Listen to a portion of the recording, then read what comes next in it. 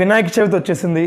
వినాయకుని విగ్రహాలు అమ్మకాలు మొదలైపోయాయి. అయితే మీలో చాలా మంది ఆల్రెడీ వినాయకుని విగ్రహాన్ని కొనుగోలు చేసేసే ఉంటారు. అయితే కొనుగోలు చేసినా చెయ్యకపోయినా చాలా మందికి ఒక అనుమానం ఉంది. ఏంటి అంటే ముఖ్యంగా వినాయక విగ్రహాలని రెండు రకాలుగా అమ్ముతూ ఉంటారు. ఒకటేమో మట్టితో తయారు చేసిన విగ్రహాలు, రెండవదేమో పిఓపి విగ్రహాలు. పిఓపి అంటే ప్లాస్టర్ ఆఫ్ ప్యారిస్ అన్నమాట. అంటే ప్లాస్టర్ ఆఫ్ ప్యారిస్ తో తయారు చేసిన విగ్రహాలు, మట్టితో తయారు చేసిన విగ్రహాలని మార్కెట్లో అమ్ముతూ ఉంటారు. అయితే మనలో చాలా మందికి ఆల్రెడీ తెలిసిన విషయం ఏమిటి అంటే మట్టితో తయారు చేసిన విగ్రహాలు అనేవి ప్లాస్టర్ ఆఫ్ ప్యారిస్ తో చేసిన వాటికంటే పర్యావరణానికి చాలా మంచిది అనే విషయం మనలో చాలా మందికి తెలుసు.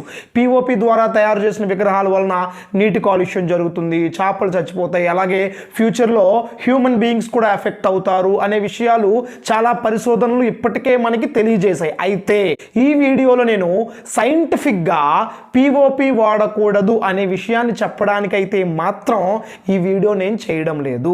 మరి ఎందుకు ఈ వీడియో చేస్తున్నాను అంటే పురాణాల ప్రకారం మనం మట్టి వినాయకుడిని పూజించాలా లేదా ఇంకే లోహంతో తయారు చేసిన వినాయకుడినైనా పూజించాలా, ఏ విగ్రహాన్ని పూజిస్తే పూజా ఫలితం మనకి ఎక్కువగా దక్కుతుంది అనే విషయాన్ని డిస్కస్ చేద్దాం అని అనుకున్నాను. అందుకని ఈ వీడియో చేస్తున్నాను. ఈ వీడియో ఎండ్ వరకు చూడండి. మీకు నచ్చితేనే లైక్ చేయండి, సబ్స్క్రైబ్ చేయండి. అండ్ ఎవరైనా వినాయక భక్తులు కనుక ఉంటే వాళ్ళకి ఇమ్మీడియట్గా ఈ వీడియోని షేర్ చేసి వినాయకుని గురించి నాలెడ్జ్ని స్ప్రెడ్ చేయండి. అండ్ దిస్ ఈజ్ మహేష్ అండి. నా యూట్యూబ్ ఛానల్ పేరు Mahesh sparking. And before I further go let's get started ఆ వీడియో. ఫస్ట్ మీకు అర్థం అవ్వాల్సిన విషయం ఏమిటి అంటే వినాయక చవితి మనందరం జరుపుకుంటాం కదా, ఈ ప్రాసెస్ అనేది మనకి కరెక్ట్గా అర్థమైతే ఏ విగ్రహాన్ని పూజించాలో మీకు క్లియర్గా అర్థమైపోద్ది. ఏంటి ఈ ప్రాసెస్? చాలా జాగ్రత్తగా మీరు ఎలా వినాయక చవితి జరుపుకుంటారో ఒక్కసారి ఊహించుకోండి. ఏం చేస్తాం? వినాయక విగ్రహాన్ని మండపానికి తీసుకొస్తాం, మంత్రాలతో ప్రాణ ప్రతిష్ఠ చేస్తాం. So that is the second process. And third ఏం చేస్తామంటే కొన్ని రోజులు సెలబ్రేషన్స్ జరుపుకున్న తరువాత, పూజలు జరుపుకున్న తరువాత ఈ వినాయకుడిని మనం గంగలో నిమజ్జనం చేయడానికి తీసుకెళ్తాం కదా, నిమజ్జనం కూడా చేస్తాం. ఇవి మూడు విషయాలు. ఈ మూడు కాన్సెప్ట్స్ గనక మీకు అర్థమైతే ఏ వినాయక విగ్రహాన్ని తెచ్చుకొని పూజించాలో మీకే అర్థమైపోతుంది. ఈ పర్టికులర్ ప్రాసెస్ ఏదైతే ఉందో ఇది దేంతో లింక్ అయి ఉంటుందో తెలుసా? సైకిల్ అండి, లైఫ్ సైకిల్. కరెక్ట్గా అర్థం చేసుకోండి. మన పురాణాలు, ఆగమనాలు మనకి చెప్పే విషయం పర్టికులర్గా ఈ గణేష చతుర్థి గురించి. సో ఇవి మన పురాణాల్లో, ఆగమనాల్లో చాలా క్లియర్గా చెప్పున్నాయి. ఏమున్నాయంటే ఈ ప్రాసెస్ ఏదైతే ఉందో, అంటే ఈ వినాయక చవితి ఏదైతే ఉందో లైఫ్ సైకిల్ని రిప్రజెంట్ చేస్తుంది అని. లైఫ్ సైకిల్ అంటే ఏంటండి? పుట్టడం, ఎదగడం, ఈ అనంత విశ్వంలో కలిసిపోవడం. అవునా కదా? ఈ పర్టికులర్గా మూడు విషయాలు మీరు క్లియర్గా గమనించండి. విగ్రహాన్ని తీసుకొస్తాం, దానికి ప్రాణ ప్రతిష్ఠ చేస్తాం. వినాయకుడు ఇంకా ఆ రోజు నుంచి ఆ విగ్రహంలో ఉన్నట్టు.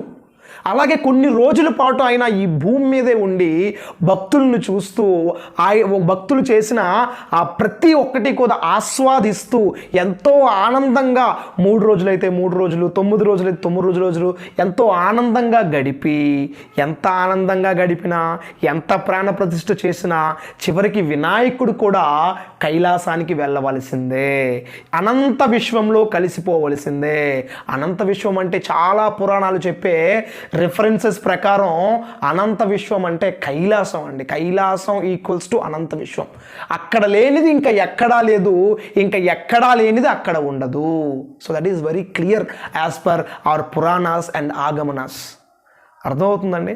సో ఈ విషయాన్ని మీరు పర్టికులర్గా గమనించండి. ప్రాణ ప్రతిష్ఠ ఏ విగ్రహానికైనా మనం చేయొచ్చు. ఎస్, పిఓపి విగ్రహానికి చేయొచ్చు అండ్ మట్టి విగ్రహానికి కూడా చేయొచ్చు. అలాగే ఎదగడం అని చెప్పాను కదా, పూజలు అని చెప్పాను కదా, ఈ పూజలు కూడా ఈజీగా అన్నింటికి మనం చేసుకోవచ్చు అండి. తప్పేమీ లేదు. పిఓపి విగ్రహాన్ని పూజించడం తప్పు అని నేను చెప్పడం లేదు. ఎందుకు చెప్పడం లేదంటే మనకి పురాణాల్లో ఒక కథ ఉంటుంది చూసారా? ఆ కథలో ఉన్న వ్యక్తి ఎవరో నాకు ఒకసారి చెప్పండి. ఆ కథ నేను మీకు చెప్తాను. ఏంటి అంటే ఒక పురాణ పురుషుడు, ఒక పురాణంలో ఉన్న ఒక వ్యక్తి ఉదయాన్నే లేవడంతోనే చుట్టుపక్కల ఎక్కడా కూడా శివలింగాలు ఉండవు. అయితే తన పక్కనే ఒక స్త్రీమూర్తి ఉంటుంది.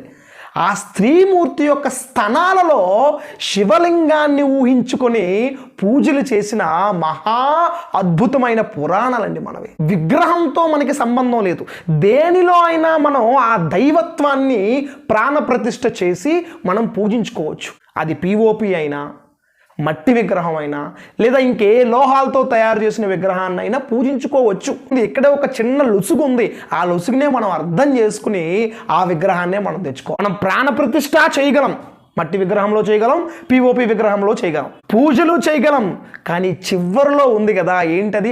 అనంత విశ్వంలో నిమజ్జనం చేయడం. చూడండి, వినాయకుడే చెప్పాడు ఈ విషయాన్ని. అనంత విశ్వంలో నిమజ్జనం చేయడం అంటే ఎప్పుడైతే మనం ఈ గంగలో నిమజ్జనం చేస్తామో అతను కైలాసానికి చేరుకుంటాడు. ఎప్పుడు? పూర్తిగా కరిగిపోయినప్పుడు. మరి పిఓపి విగ్రహం కరుగుతుందంటారా? ఎన్ని రోజులు పడుతుంది చెప్పండి? మీరే గూగుల్ చేయండి. నేను ఎందుకు మీకు ఇలా ఒక ఫిగర్ చెప్పడం? మీరే గూగుల్ చేసుకోండి. ఒక పిఓపితో తయారు చేసిన ఏ వస్తువు అయినా, ఏ విగ్రహం అయినా చాలా అంటే చాలా కాలం పాటు అలాగే చెక్కు చెదరకుండా ఉంటుంది. అలాంటి పిఓపితో తయారు చేసిన విగ్రహం అనంత విశ్వంలో ఎలా కలుస్తుంది? ఈ ప్రాసెస్ని మీరు బ్రేక్ చేస్తున్నారు పిఓపి యూజ్ చేస్తే. అండ్ ఇదొక పాయింట్ అయితే, ఇంకొక పాయింట్ ఏంటో చెప్పనా? వినాయకునికి ప్రకృతి అంటే అపరీతమైన ప్రీతి అండి. మీరు శివపురాణం తీసుకోండి, గణేశుని యొక్క చరిత్ర, గణేశుని యొక్క విశిష్టాలు కొన్ని పురాణాలు మాత్రమే ఉంటాయి. బ్రహ్మ పురాణంలో ఉంటుంది, శివ పురాణంలో ఉంటుంది, ప్రత్యేకంగా గణేశ పురాణంలో కూడా ఉంటుంది. ఈ పురాణాలన్నీ మీరు క్లియర్గా చదివినట్లయితే, లేదా రిఫరెన్సులు వేరే టెక్స్ట్ నుంచి అయినా తీసి చదివినట్లయితే ఆయనకు ఎంత ప్రీతో ప్రకృతి అంటే, అలాంటి ప్రకృతిని నాశనం చేసే పిఓపి విగ్రహాలని యూజ్ చేస్తున్నారు మీలో చాలా మంది. ఇది ఎంత దౌర్భాగ్యమైన పరిస్థితో మీరే అర్థం చేసుకోండి. ప్రకృతిని కాపాడడం అంటే ఆయనకి ఇష్టం. ఆయన రూపంలోనే, ఆయన ప్రతిబింబంలోనే ఒక విగ్రహాన్ని తెచ్చి దానికి ప్రాణప్రతిష్ఠ చేసి ఆయన ద్వారానే ఆయనకి ప్రీతికరమైన ప్రకృతిని నాశనం చేస్తూ ఉంటే ఆయన మిమ్మల్ని కరుణిస్తారా? ఆలోచించండి మీరే ఒక్కసారి. అండ్ మూడవ విషయం మీరు గమనించాల్సింది ఏంటి అంటే, వినాయకునికి సృష్టికి కారణం ఏంటండి? వినాయకుడిని పార్వతీదేవి ఎందుకు సృష్టించిందండి చెప్పండి? తను స్నానం చేయడానికి వెళ్ళినప్పుడు తనని రక్షించడానికి, తనని కాపాడడానికి. అంటే వినాయకుడు ముఖ్యముగా మనం పూజించే దేనికో తెలుసా? మనల్ని రక్షిస్తాడు అని, మనల్ని కాపాడుతాడు అని, మనకి సకల సౌభాగ్యాలు అందిస్తాడు అని కదా. అయితే ఈ పిఓపి విగ్రహాలను యూజ్ చేయడం వలన ప్రకృతికి ప్రమాదమే. కాపాడడం అంటే నిన్ను కాపాడడమో నన్ను కాపాడడమో కాదు. భగవంతుడు అంటే చీమకి భగవంతుడే, దోమకి భగవంతుడే, మనకి భగవంతుడే. చెరువుల్లో ఎన్ని చేపలు ఉంటాయండి? చేపలు ఒక్కటే కాదు, మీరు చేపలు చచ్చిపోతాయని మాత్రమే అనుకుంటున్నారా? టాక్సిక్ కెమికల్స్ అన్ని రిలీజ్ అయ్యి ఈ తొందరలోనే పొలాల్లో వదులుతారు. ఇదంతా మనకి వరి సీజన్ కదా, అదంతా తిని క్యాన్సర్లు, అల్సర్లు ఫామ్ అయ్యేది మనకే. మనల్ని రక్షించమని మనం ఆయన్ని పూజిస్తూ ఆయన రూపంలోనే మనకి డేంజర్ని కలగజేయించుకుంటున్నాం మనం. ఆయన ఎలా రక్షించగలరు మనల్ని? మీరే చెప్పండి. ఇది ఎంత మాత్రం కరెక్ట్ కాదు. ఆయన సహించే ప్రసక్తే ఉండదు.